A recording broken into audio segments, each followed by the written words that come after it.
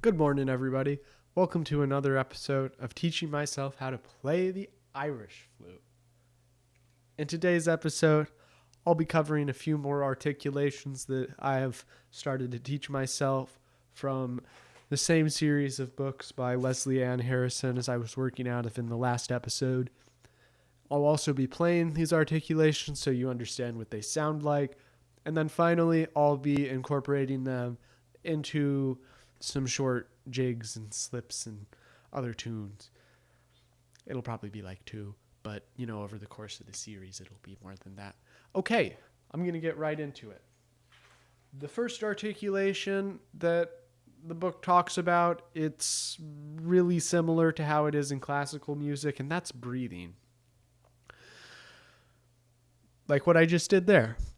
Breathing is when you take in air because you need air to play your instrument.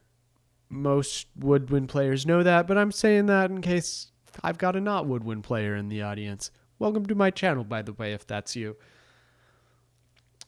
So, in classical music, breathing is typically meant to be kept to a minimum. It really only stands to interrupt your playing as just a human necessity that you have to breathe. In Irish music, it's a little bit different.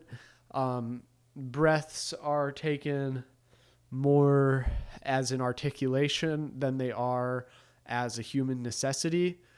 So if I were to try to play the classical song Flight of the Bumblebee, which it's a really fast one, if I feel like it, I'll edit a clip of it into this video, and if not, I won't, and I probably won't even delete this part. I'm pretty lazy.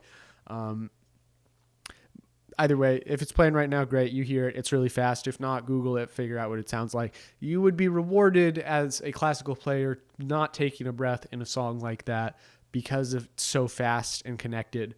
Whereas in Irish music, even when the songs are fast and connected, there are appropriate places to breathe, and the music doesn't quite sound right if you don't breathe. I'm not really going to play an example of that because I didn't get it good enough. But on that note, the second book has a lot more articulations that it covers. First and foremost is the glottal. The glottal is an articulation similar to an accent in that instead of slurring every note as you do in Irish music, you attack it and actually articulate it. However, instead of using your tongue like you would normally, you use your epiglottis, which is I think it's a muscle. I'm pretty sure it's a muscle, but I could be wrong on that. It's a body part in your throat that serves to cover your windpipe when you're swallowing. So it's like a little flap back there. And basically you articulate with that. It kind of sounds like a grunt while you're playing the horn. This is what it sounds like.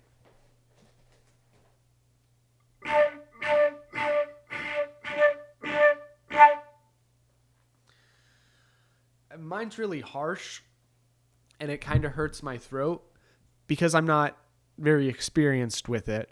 It can be a lot milder. However, the intent is that it is a harder articulation, especially when compared to just regular tonguing, which sounds like this. See, a regular tongue can be very dainty and controlled, but with a glottal, it's like, I think I explained that good enough. I'm going to play an example now. I've talked long enough. What was the one I practiced? I don't think this is the one that I practiced, and I also didn't mark which one I did practice for this video, so I'm going to sight read one, and I'll make some mistakes.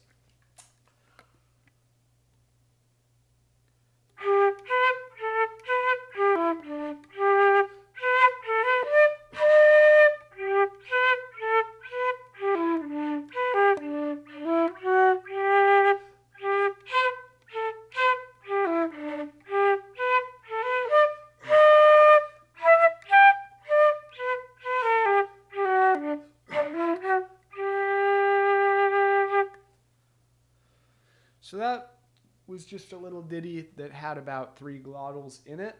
It's not a very populated articulation in really any of the example pieces within these workbooks. Backbeats and breaths and slurs are a lot more common than this. I'm choosing to take that as a good thing. It kind of hurts my throat to make these, but sacrifices must be made for music.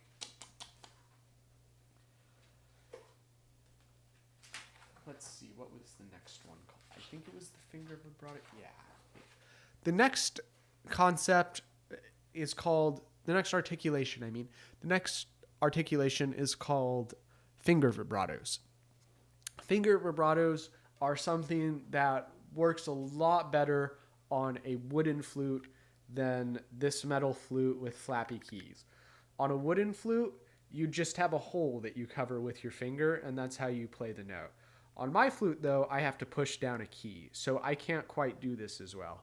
But the concept behind a finger vibrato is you're flinging around your finger on the note, and that distorts your sound slightly, creating a vibrato. And it sounds really pretty on a wooden Irish flute, which is not something I have, so I can recreate it on this flute, but I can't do it on every note. I can't do it on a B because I don't have an open hole B. I just press these 2 buttons, which are fully closed. However, on an F, yeah, I can finger vibrato. It's a little slow, so I'm not comfortable doing it on anything shorter than a half note, but other than that, it's a pretty cool sounding thing. Here, I'll play one now.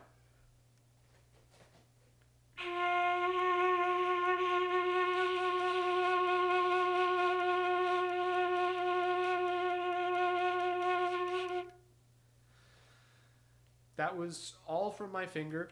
I did not do any regular vibrato. For the sake of example, I will now play regular vibrato with my throat on the same note.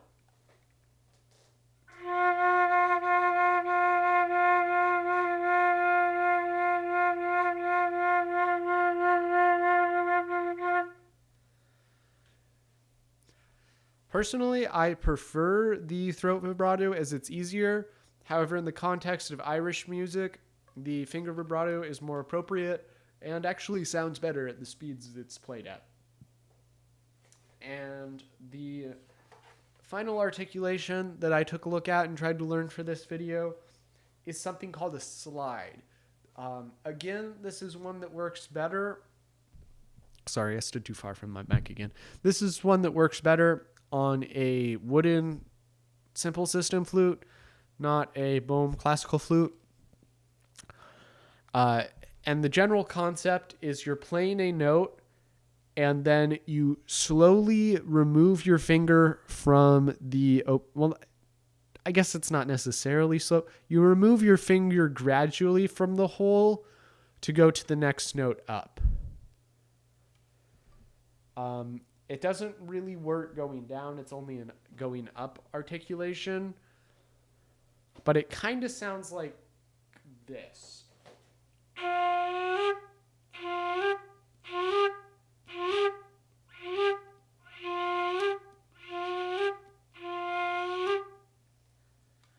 And that's different than just a regular slur to the next note up, which just sounds like this. Wait, no, wrong octave.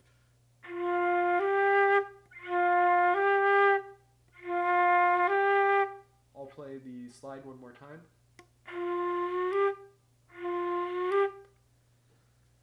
There is a slight difference there. It's more connected between the 2 pitches, even though I didn't tongue either of them. I think it's actually a pretty cool articulation. And on that final bit of narrative, I'm going to play a few pieces now.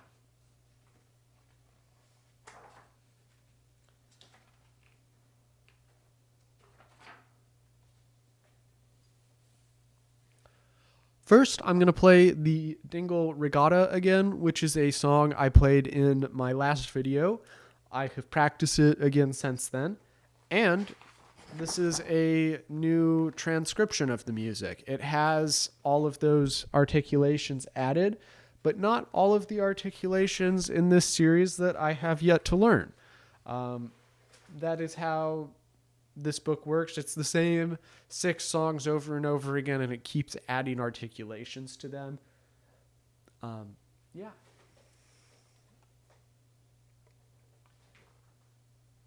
Oh, I should also say that I haven't played this with the slides yet. I've played it with the other 2 articulations, but not the slides.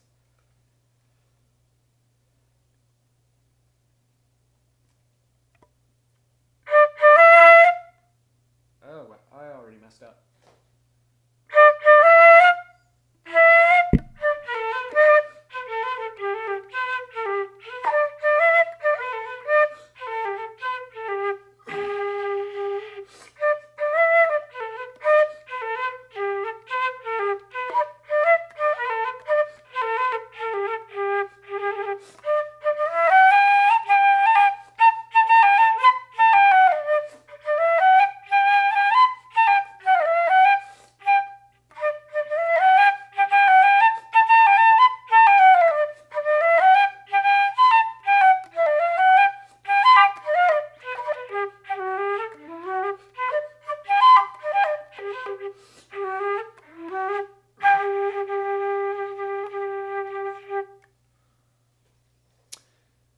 Okay, so I definitely made a lot of mistakes there.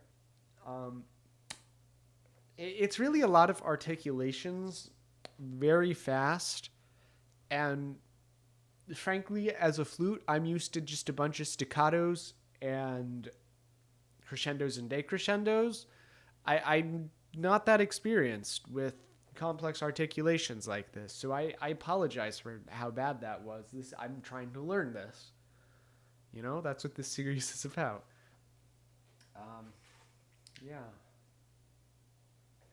I'm gonna play a few sections a little slower now, so you can maybe get the gist of what it's supposed to be like. So this is the second repeated verse of the song.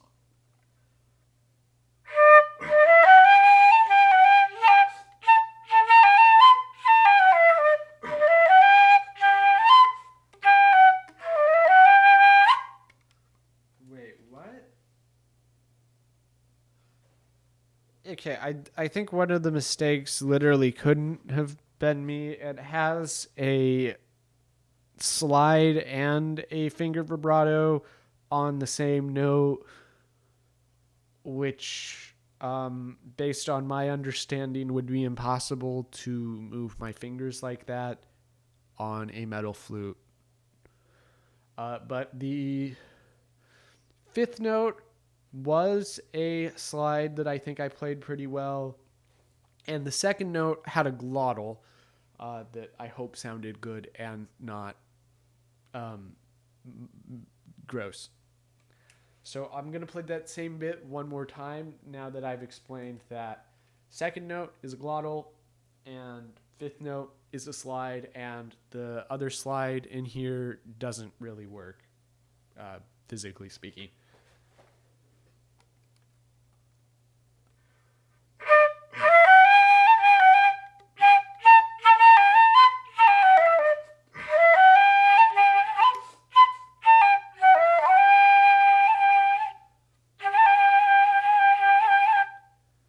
Yeah, I think the finger vibrato would be the better choice than the slide there, so I tried to play that. Okay, next up, I'm going to sight read a song. This is called The Congress Reel. It's another one of these 6 songs. It's not the one I chose to work at. I'm primarily focusing my learning of this content around the Dingle Regatta, because it has a funny name. Dingle. Anyways, this is the Congress Reel. It's got some glottals at the start of phrases. It has some slides on some of the longer notes, and a finger articulation on the very last note. That's what I'm going to try to make happen. If that's not what happens, sorry.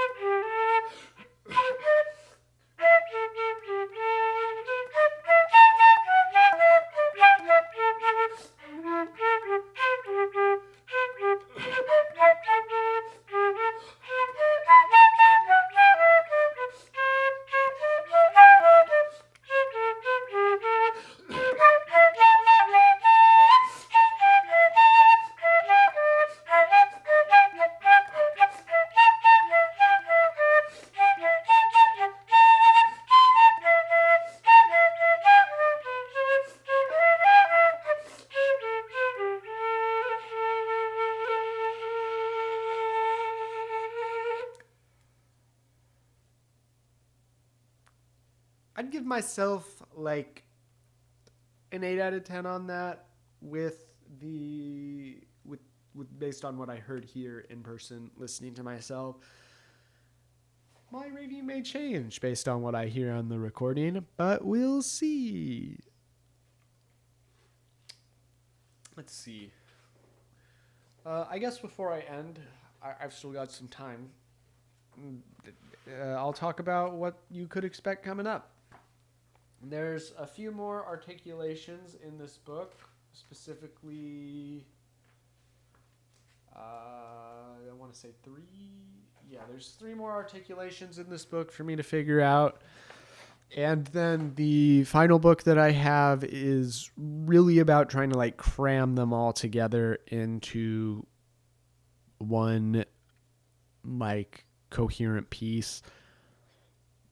That's probably going to be the hard part, but I'm making progress. I'm getting better. And yeah, that's all I've got for today. Thank you so much for watching. Please be sure to hit like and subscribe on your way out. I know you're clicking that X or the next video on your suggested feed right now. I see you, dude, or dudette, or non-binary person. You can't hide from me. But anyways, thanks for watching. I'll see you next time.